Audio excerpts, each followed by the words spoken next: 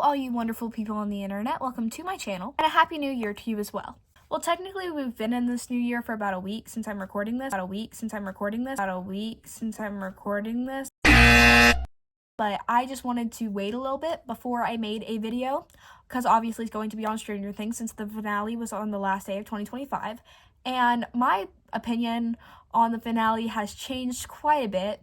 I mean, when I first watched it, I was not a fan. And I mean, that stayed consistent. I'm still not a huge fan of the way they chose to end it, but certain things I was like, I didn't like it the first time, but I liked it more on the second or third watch, or I didn't like it, or I liked it the first time, but then after watching it again, realized, oh, that's completely off, which was usually the case. I didn't want to really say any of my opinions yet. Before, I wanted to wait for it to settle down a little bit, so I wouldn't get as much backlash.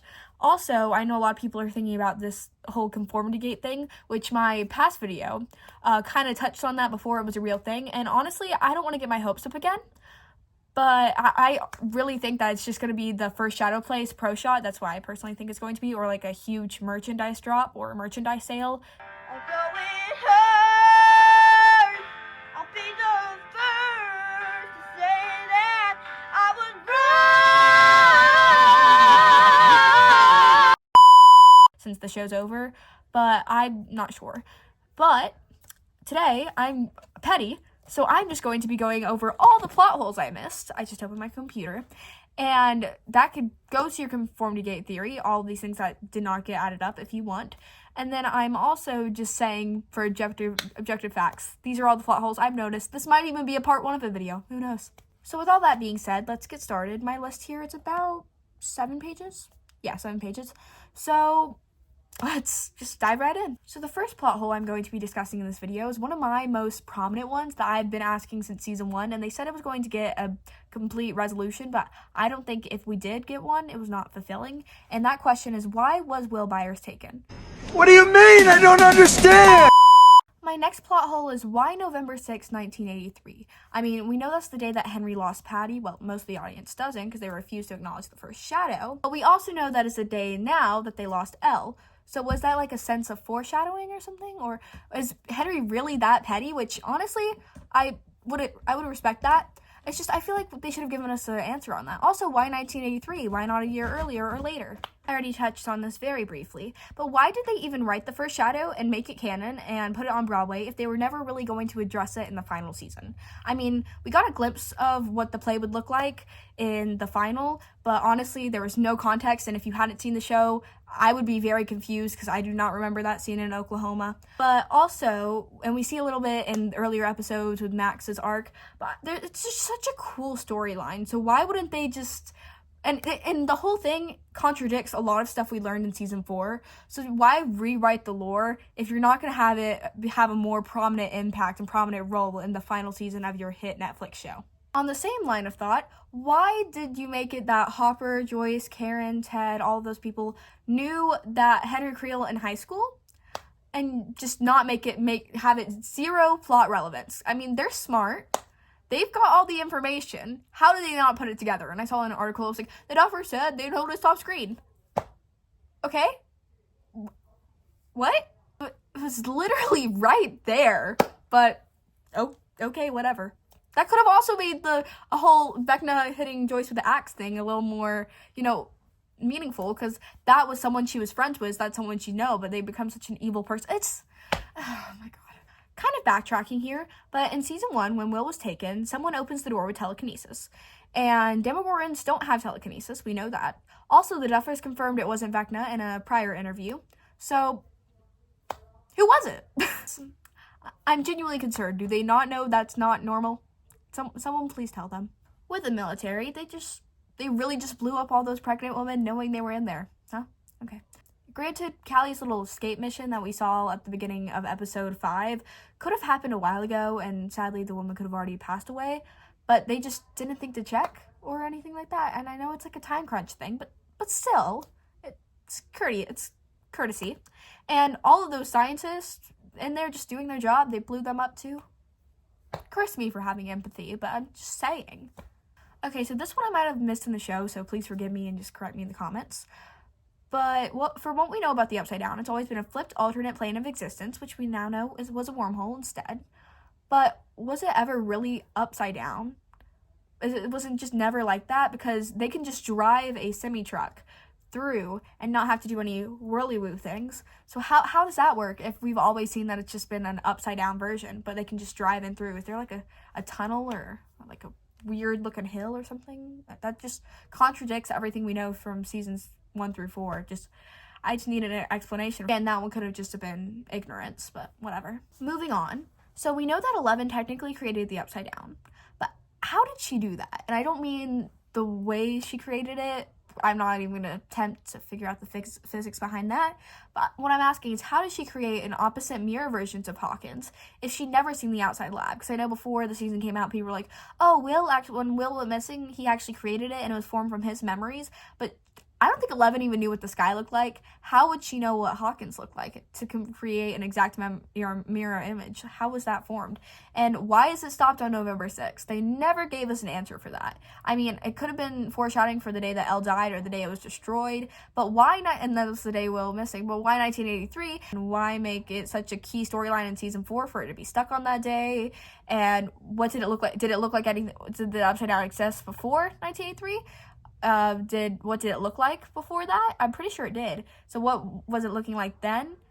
It just gets even more and more confusing the more you think about it and the more thought you put into it. Why could Will see the Christmas lights in season 1 if it was stuck on November 6, 1983, like I mentioned in the last point?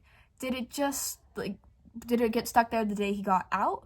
Does it get stuck there randomly on a random Tuesday in 1985? What is the logistics of that? How could he have seen that?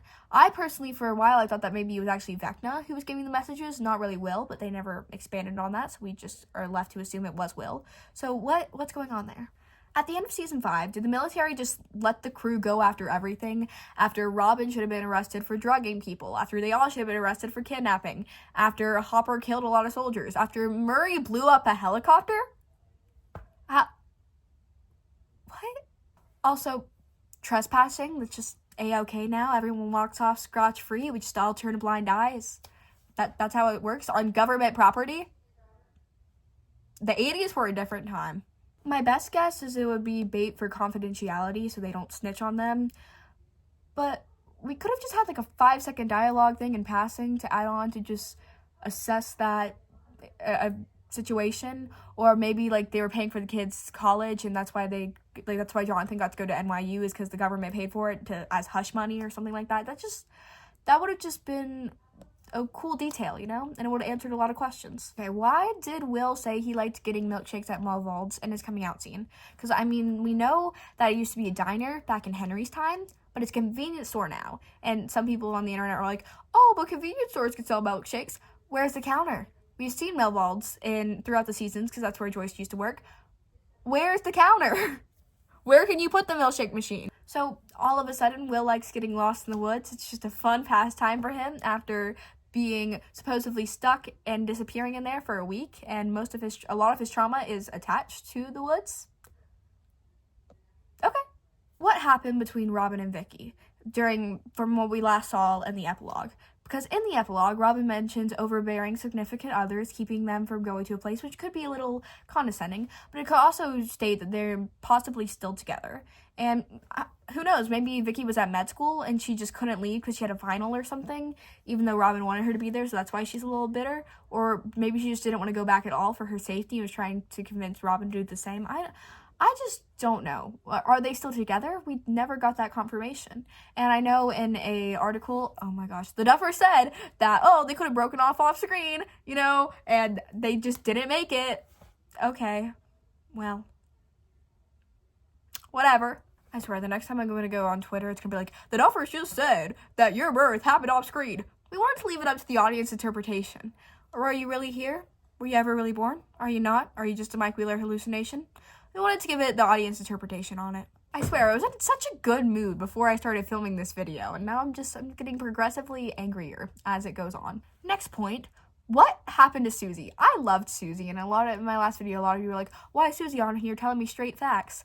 And saying that I look like her, I'm like her and Dustin's child, which I take that as such a compliment, and you do not know how true that is, because I do act like a combination of both of them on multiple ways. Meaning that I am also an overachiever, top of my class, and I start singing whenever there is peril nearby. But, and as bad as I am at picking up those cues, it was obvious that Dustin was flirting with that girl during the epilogue, and he seems like the type of guy to take a page out of Lucas's book and be loyal, stay loyal, you know? So, did they just break up off screen? I mean, we know her father took away her computer and stuff for helping Dustin change his grades, and maybe he could have forced them to break up, but they're meant for each other, okay? They match each other's freaks so well. They would have gone together. And I know Dustin had that whole a time of just pushing everyone away, but they would have gotten back together, right? Right? Another missing character. What happened to Dr. Owens? Is he dead? Is he alive? Is he hiding? What gives? Okay, this is the season we really needed him in, and he just left, you know? I thought that Dr. K might have been one of his workers, and he was, like, a friend of Owen's, and that could have been, like, the big plot twist that she wasn't actually a bad person, but morally gray in that regard. I don't know what they were doing. What happened to the letters that Max wrote in season 4? Those were never addressed. She wrote one to the party and some other people. They just never brought them up again. I feel like that would just be a cute little callback or something, like Lucas reading it while he was going to visit her or something like that, but what was the point of adding that scene if you're just not going to utilize it? On the topic of the local Maxie Mayfield, I love her, I'm glad she's doing well, but why did she not have any repercussions of her Vecna trance? And again, love her, but 2 years later, she's not blind, not paralyzed or anything like that. I feel like that just, logically speaking, it does not make sense, and I'm glad she's okay. I'm thrilled that she's perfectly fine, well, minus the PTSD. It just does not make sense, in my opinion. I have a lot of questions about her. How did she graduate with the rest of the party? I mean, look, I know she's a smart kid, and summer schools exist, and she's best friends with the valedictorian, but it just makes me think, what the heck was Eddie doing? How did he get held back like 2 years? Did they just hate him, or did they just stop caring after the end of the world? It's a genuine question. Is Max's mom dead, or did she just flee Hawkins while her daughter was in a coma? But who paid the medical bills? Were they just free because of compensation for the earthquake by the government or something? And did the Sinclairs pay for it? It's very confusing. And where is Max living right now? Is she possibly living with the Sinclairs or maybe the Wheelers in Nancy's old room so she can visit Lucas since they live right next door? That could possibly work. I'm confused. Or is she living with her mom who's alive and just never visited her daughter? Did Steve adopt Derek? Because who was taking care of him? For all we know that his parents are still locked up in that barn. And they knew Erica was the one who drugged them. Why didn't they sue?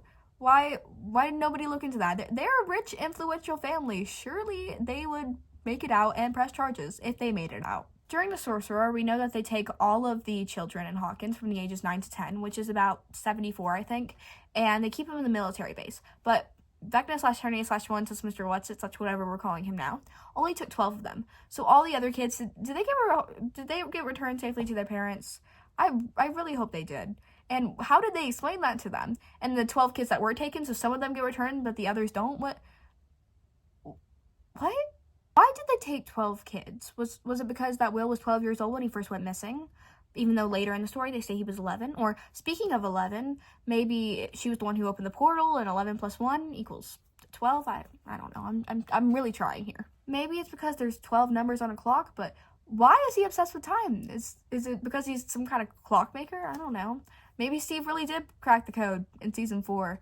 Or is it just some time is of the essence thing that he's obsessed with? Or maybe he just really liked Wrinkle in Time when he was younger and decided to commit to the bit a little too much. But Wrinkle in Time wasn't published till 1962, and from what we know from the first Shadow, he was taken to the lab for experimenting and finality in like 1959. So what is it?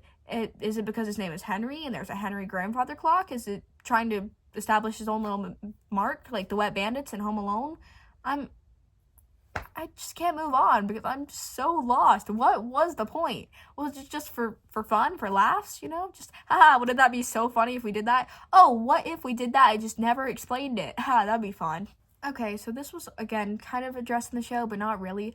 Why did he specifically take children again? I mean, he said that it was because they were weak, but how are they weak if their minds can move worlds together?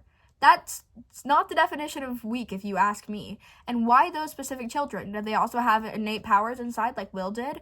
Or and what did they see when they were in the trance? When they like looked up at the dining table, what was going through their minds? Was it just blankness or visions or happiness or lollipops and rainbows and unicorns? What was going on?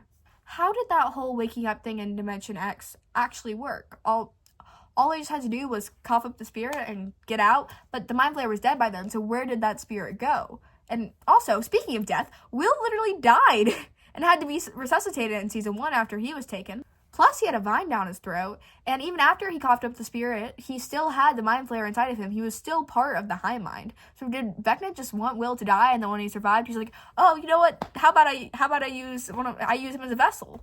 Or what if no one ever found Will? And are the children still connected to the Hive Mind, like Will was, even though they coughed up the spirit? But the Hive Mind's dead, so how would... What? Hive Mind is so confusing. For example, is Will still connected to the Hive Mind? When Vecna died in the Upside Down collapse, why? I love Will. I'm a huge Will fan. I've been a Will fan since before season 5. I've been a Will fan for years. Him and Dustin are my favorite. So I'm saying this objectively, even though no matter how much I love him, why didn't he die when the Upside Down collapsed? And why didn't he feel any pain when they chopped off Vecna's head or killed the body, even if he was connected? If the mind's weak, the body dies. If the mind dies, the body dies. That's kind of what they established throughout the show. And don't you dare hit me with it's because he was not afraid anymore nonsense or whatever that they were trying to push onto us. They just completely disregarded their own lore. And, I mean, don't get me wrong. Like I said, I love Will just as much as the next person, and I'm glad that he's sort of happy and fulfilled. I mean, that's subjective, especially since we don't know what actually happened, since Mike is just schizophrenic. But technically speaking, he really should have died with everyone else. They just completely disregarded their own lore. They pushed this mentality onto us over and over and over again that if the brain dies, the body dies. But why even make that a thing if you're not going to follow your own logic? If you're going to be cruel, at least follow through with it. Oh my god. Although with the writers of the show, commitment issues do not surprise me. Oh, bird! I don't think I could say that. Let's just move on. Forget that happened. Why did the Mind Flayer want to merge the worlds together in the first place? What was the end goal there? I'm going to embrace my inner Stranger Things character here. This is a world, and this is a world. If you bring them together and you smash them together, it broke. See? It's broken now. And you're saying the world is broken, but you're just breaking the world yourself? Oh, now I feel bad. But what are you going to reshape the world into? A square? We already have enough of those after all the forced conformity they're pushing onto us. So what was the point? I fear we have lost the plot. Finally, we did it. We did it. We lost the plot. Moving on. Who was the traitor? Everyone in interviews was like, oh, there's going to be like a big bad traitor. There's going to be a plot twist. You're never going to expect that. You're going to be sitting in your seat going, oh, I did not expect that. But quite literally did not happen. Lie number 1 right there. Well, not lie number, you know what I mean. But betrayal was supposedly a big theme in this season. But who pulled a Benedict Arnold here? Were they referring to 11? Is that considered betrayal? What? Everyone guessed that. Are the evil Russians still a problem? Do we just forget about them? Because that's the whole reason why they were giving kids superpowers, was to fight the Russians, but the Soviet Union was disbanded a couple years later in 1991. So really, Elle's sacrifice was just in vain. And why did they even add that point on there to just disregard it later? Were they just trying to make Steve and Robin's customer service job a lot harder than it already is? Was it to reinforce the fact that these kids were geniuses and could crack secret Russian codes? Was it to give Joyce and Hopper some angst throughout the seasons? What was the end goal? I mentioned this a little bit earlier. What happened to Dr. K? Did she literally just give up after seeing 11 die? She was just like, all right, kids, pack it up. Show's over. Literally. It's, what? And what was the kryptonite? Where did it come from? And why did it affect Callie and Elle so much? Like, how did that work? Also, side note, I hate that they called it kryptonite because we know how much Elle hates being a superhero. They talked about it in season 4 quite a bit, and yet they call her weakness kryptonite, and she literally dies in a suit that is spandex, which is commonly superhero materials. They really hate my girl. My gosh. Jane, you deserve so much better. In a plot hole, I just popped in to say this. Side note, me saying Jane there made me think of this. I am so sorry, Kali.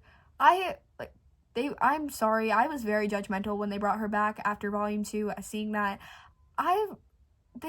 She deserved so much better as well. Her story is so tragic. My gosh. Why, and it's sad to say this, but not many people cared. Like, the characters in the show, at least. Like, they killed all of her friends. So no one's going to be mourning her. And they just kill her off, and why would they do that? How did that move the plot forward? I thought they were gonna have it to help, like, Jane accept herself, but they didn't use that plot line, and I just don't get it. Why would they do that? How did no one in Hawkins question that Hopper was the chief of police once more? They thought he died in a mall fire. After an earthquake and all the other stuff that happened, did they just forget he died? Was that lost in translation? I mean, Max did, but what are the odds that the rest of Hawkins did too? What? Moving back to Max again, love her, can't stop talking about her. Did Max ever find out that Elle restarted her heart? Was that ever discussed? Because I know they would not have had time to have a one-on-one conversation between the two of them about that, and definitely would not have come up in battle plans, and they only saw each other for like 2 days before Elle, What happened to the cracks in Hawkins? Did they just leave the giant metal band-aid there and grass grew over it or something? I don't know. Don't ask me. I can't keep a plant alive. How would I know the technicalities of that? But what happened? What happened to Victor Creel? Did he ever get released after they had proof that it was not him, or did he die between seasons in the funny farm? Also, Alan Munson. Did he move? He probably moved. That's my guess. But what happened to him? Eddie's uncle. What? How is there suddenly electricity and water in the Upside Down? What happened there? There's no one to maintain power plants or anything, and it could have been the military. But still, why would they put power in the lab and water in the lab if the military no longer uses the lab in season 5, from what we know? Also, we have established in the past that the Mind Flayer likes it cold, so naturally he resides in a place that looks like a literal desert. And I know there's cold deserts out there. Yeah, I've done research. But color theory is important. If you want the place to be cold, why would you make it yellow, which is a warm color tone?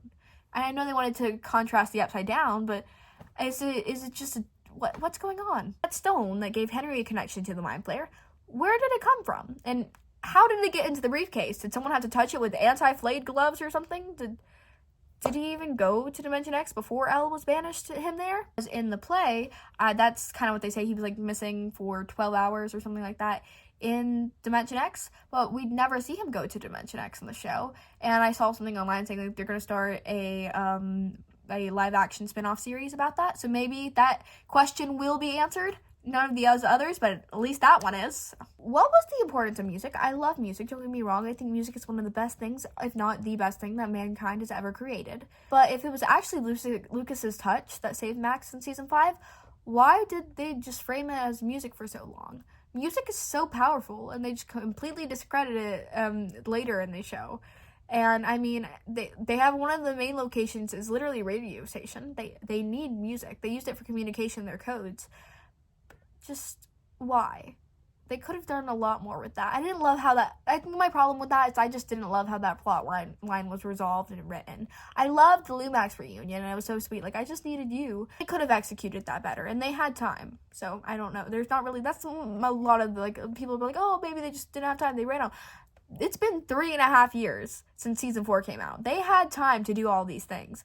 They had the money. They had the equipment. They had everything they needed to fix all of these plot holes on this list. They just decided not to, or they just said, oh, we ran out of production time.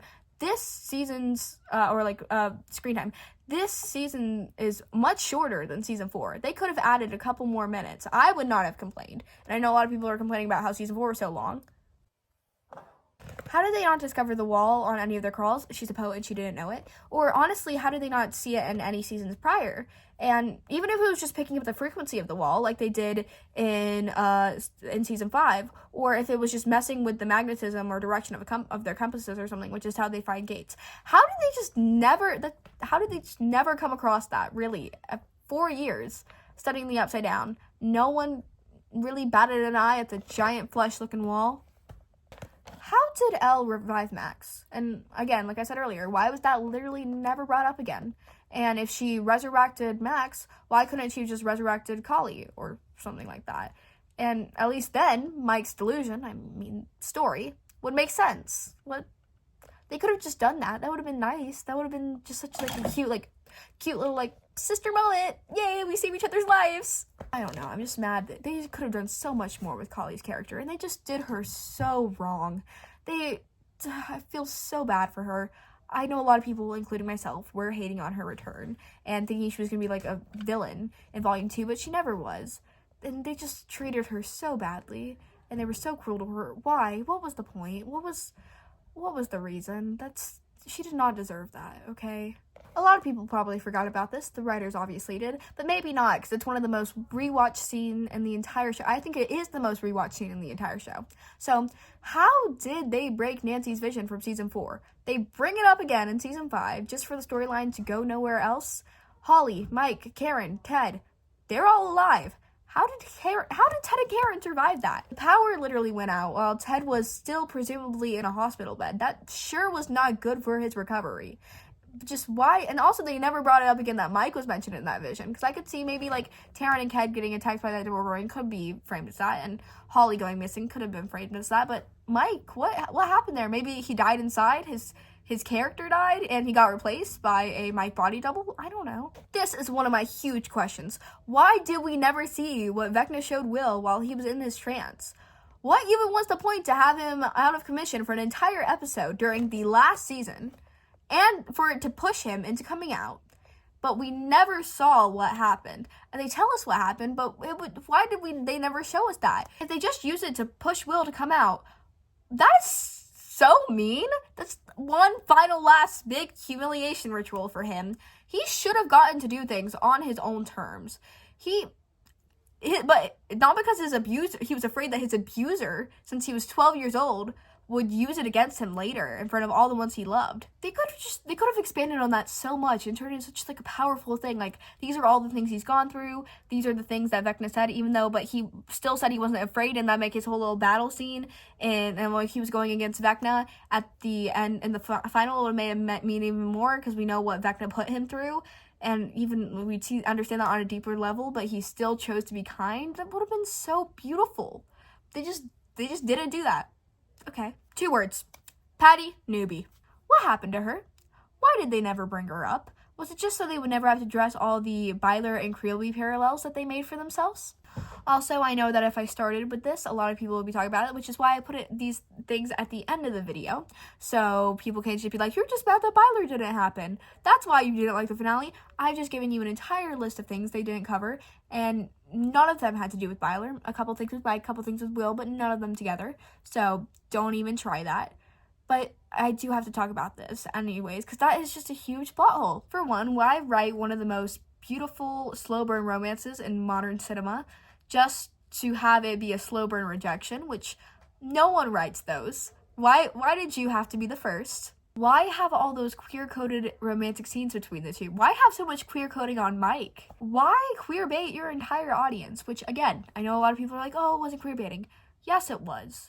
It's not just because I'm mad it didn't happen. It's not just because there was a lot of evidence in the show. The main reason why that was queer bait is they saw the buzz it got. They saw how empowered people thought because of this romantic storyline. They saw all the buzz behind it. And they just decided to, let's keep on stringing them along. They could have completely debunked it like they did earlier with other romances. Like, they debunked romance. We know they can do it. They just chose to let it continue. They chose to give us false hope just to never complete that storyline, and just hurt so, they just did not care to think all the young Wills out there, all the young Mikes out there, all the young Wills out there were just taught that their love will probably be unrequited just because the person they like is of the opposite sex. But don't worry, you'll get over it one day. But don't worry, you'll get a random boyfriend that might not actually be a boyfriend, because in the IMDb rating online, it just says that he's a cute guy from Bar. But whatever, but whoever you settle with will never know all of your trauma and your full story. But hey, at least you get to be in Milwaukee, in 1987 at Bars. You know what goes on there in 1987 in Bars in Milwaukee. Look it up. That's not a good place to be. They could have chose any other place to send him. and they sent him to a bar there. Just look up why I'm upset about that. And granted, Will probably might have been fine, but it's not, they could have picked anywhere else. They really hate Will. My gosh. But back on topic, all the young Mikes out there, that would have been a great example of internalized homophobia on mainstream media. That would have been so revolutionary. It would have helped so many people. And they just decided, oh, you know what? We'll just make him a butthole. And in the context of the show, you never really know if he was just a meanie or if he did have some other stuff going on other than just PTSD. That could have been such great character depth there, but no, let's just regret it. You know, who cares what little kids watching the show or the next generation watching the show thinks when they see the way that they've decimated their favorite or personal self-insert character. Or the young Robins, her and Vicky not ending up. What happened there, huh? And all the parallels between Vicky and Robin and Mike and Will. Just for Mike to be his Tammy? Mike was not Will's Tammy. That is loud and clear. Tammy was just a one-walk hallway crush that Robin loved from afar. Mike is honestly, I would say he's his soulmate. And he's the love of his life. And he's loved him for 10 years. And there's no way he could have just gone over him in 2 days. 2 years maybe, but there's always going to be a part of him that likes Mike. And that's just undisputable. I mean, people I've had crushes on in the past, or my personal like, if they came to me tomorrow and said, hey, Ella, I love you too, I would at least hesitate before saying no, like you missed your chance. I would hesitate. There would be a big pause there. They're also best friends before anything else, and they kind of just neglected that, or at least the significance of that. I feel like they just completely disregarded their friendship after that, which I think is horrible. My biggest plot hole in the Byler storyline, the Duffers told Finn that the painting was going to be addressed in season 5. When? And no, it being on the wall during Mikey's little imagination time does not count, okay? There was no distinct conversation about it. We don't know anything about it. Does Mike still think it was from Elle? Is he just living a lie? That would make sense. We put the plot point right there. We make it known that, like, Will never lies to Mike, and Mike hates being lied to. Yet, the biggest lie, or the only lie that Will ever told Mike, really, and one of the biggest lies in the entire show is just never addressed. And Mike just thinks it's from Elle the entire time, even though she just does not care about D&D in the slightest. She could not care less about that little fantasy game they play. She doesn't know anything about it. Surely he could not be that stupid to think. Well, okay, so I think I kind of just answered my question there, but still, why would she commission the painting? When would she commission the painting? What brought that to the force? Because she missed him? What? And also, like, did she just have a whole speech prepared out, accompanied with the painting, that she just practiced in front of Will, and Will just transferred the message or something? The more you think about it, the stupider it gets. This one's very sad to me. Did they just genuinely forget Will's birthday? That wasn't just some overarching storyline with an emotional payoff? And Joy said that he was 11 when he went missing, but he was actually 12. They just made that mistake twice? Really? There's 365 days in the year, and they pick it to be March 22nd? Okay, moving on. This doesn't really have to do with Byler. This has to do with 11. At the end of season 4, Elle and Mike aren't on speaking terms. They barely talk the entirety of season 5, had no indicators that they were even still together, and then suddenly they're trying to rewrite the narrative and, like, they were the only people who understand one another and that they're a perfect couple. What? The entirety of season 4, like, one of the main arcs is that Mike can't say he loves you to Elle, and then in her dying moments, he still can't say he loves her. There was no payoff for that. He just still can't say it. They weren't a perfect couple. They weren't the only people who understood one another. They were not good together. They completely destroyed each other's arcs. Elle does not need a man. She needs independence. And Mike wants to be wanted. But Elle doesn't need Mike. She maybe want him, but she does not need Mike. They love each other, but not romantically. You can tell. Elle started dating Mike before she knew her own birth name. She kissed she kissed a boy before she knew her birth name. She did not even know if she liked a shirt or not in season 3, and she started dating Mike. is so toxic and misogynistic. Elle, her entire life, has just been defined by the men in her life, with Brenner and Hopper and Mike, and you think in her final moments, maybe they make it about friendship, but no, they just reduce her to Mike's girlfriend, at least in her final scene, not in total, because she's also really cool, but they also just reduce Mike to Elle's boyfriend, even though he's such a complex character. If you sit back and look at it, even though the Duffers, I don't think they took the time to sit down and realize how complex Mike really was. I'm going to stop there because I just could talk about this for hours, but their relationship, it was toxic. They did not need to be together romantically. They hurt each other's arc. And people are like, oh, but he missed her so much. He mourned her for so long. I would have mourned her too if I was technically the one who killed her. Like, they don't address this in the show, but Mike is the one who made the bomb that killed 11, which I did clock earlier because I knew that was going to happen. I would be regretful too. I would mourn for more than a year and a half. I would never get over that. I completely agree with him. No matter if I was romantically tied to the person or not. If someone I was close to, like if my best friend, if I killed them with a bomb, I would never forgive myself. Okay, moving back to the plot holes. Why did they let Will get white girl wasted? Okay, that's not a plot hole. That's more of a want. No, a need.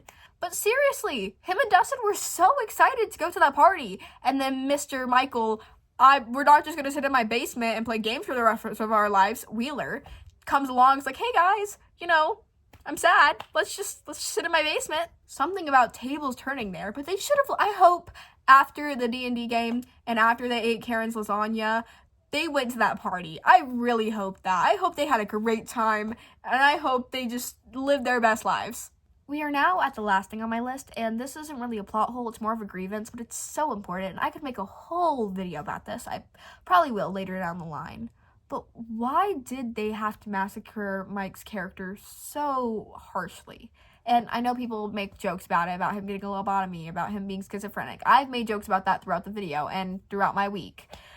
It's just, in all seriousness, I really, really hate what they did to Mike's character. He could have been one of the most well-written and complex stories on television in modern times, or really ever. They could have made history, and they just completely ruined it. And this is talking about ships aside. Honestly, ships are what ruined his character mostly, because the writers decided to focus on dumbing him down for a romance and just taking away all his complex character. They took away everything we love about him and just ruined it. And it hurt really badly just watching this unfold on screen, because Mike has always been one of my favorite characters. I've done quite a bit of hating on him, but this entire time I was thinking they'll pull through in the end.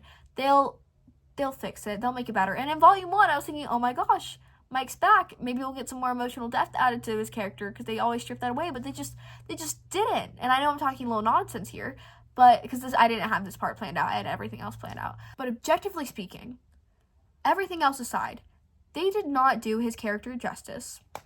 And that is a fact I will always mourn. Honestly, I don't think they did Will, Mike, or 11's character justice. Because like 3 of their main lines of the show was, Mike doesn't want to have any regrets. In the end of the show, he quite literally only has regrets. Will said he was never going to fall in love, which he did. But in the show, or in the guise of the show, we never know if it's reciprocated or not. But that's okay, because apparently it was just as Tammy. And 11's line was that she did not belong here, and she felt like an outsider. She felt like she was different. And the narrative would point you to believe, I guess she was right, which is not true at all, but I guess all of their fears have come true. So I'm going to cut that there before I just start yelling at the camera. No one wants to see that. Sure, I could probably make a part 2 to this eventually after I've rewatched the show, if I can get myself to do that, and found more plot holes and more storylines that I forgot about that also the Duffers forgot about. I'm just upset that it ended like this. I had so much faith in the finale, and don't get me wrong, there were parts I liked. Like, I loved Dustin's speech. That is one thing that stayed constant, no matter how many times I've rewatched the finale to see if I was missing something, and I've stopped liking things again. I've always liked Dustin's speech. I thought that was amazing. It was a great thing, and I love that he had the ode to Eddie, although I do think he probably could have also ambiguously done an ode to 11. And I know he could not have done that outwardly, because a lot of people didn't even know she existed. But still, it would have been nice to see. And there's other things I liked about it. I just think I'm mainly upset that it was so anticlimactic. They said analyze everything. They said everything matters. Yet I could make a whole video about all the plot holes and all the things they just completely disregarded. Again, they had the time, they had the money, they had the resources to just make it perfect. And there are just a lot of problems with the writing and different things they forgot about, and it's just so inconsistent, and it could have been so much better. Like Conformity Gate, that's such a great idea, and it's so well thought out, and they could have made that canon very easily. After Mike walked out the door, he could have, the light would start to dim, but then they would go back up, and he'd turn around, open the door, about to say something to Holly, but then there'd be a grandfather clock there, so you're sitting to think, is Mike just schizophrenic again? Or was the whole thing a Vecna's vision? What part was Vecna's vision? It could have added so much depth, and it could have put it in such a high level of cinema. It just like a 10-second clip. And they could have changed so much, and they had the time, they had the money, they had the resources, they had everything they needed to do to make this amazing. And yet, it falls short on so many regards. Okay, so I'm actually going to end the video there this time. I hope that even though with all its plot holes, I hope that some people still enjoyed parts of the final and the last volume, and I hope it did not completely ruin the show that I know a lot of us cherish so deeply to our hearts completely, and that you could still rewatch it in some aspects. And I hope that, it was just such a fun time being on here and theorizing, and I've loved it's just such a great community we've built here, so it's not completely in vain. There's a light at the end of the tunnel, rather than it just be a bullet train coming to kill us all. It's still a light. So, once more, thank you for watching, and as always, thank you for coming to my Ella Talks. See you next time. Bye!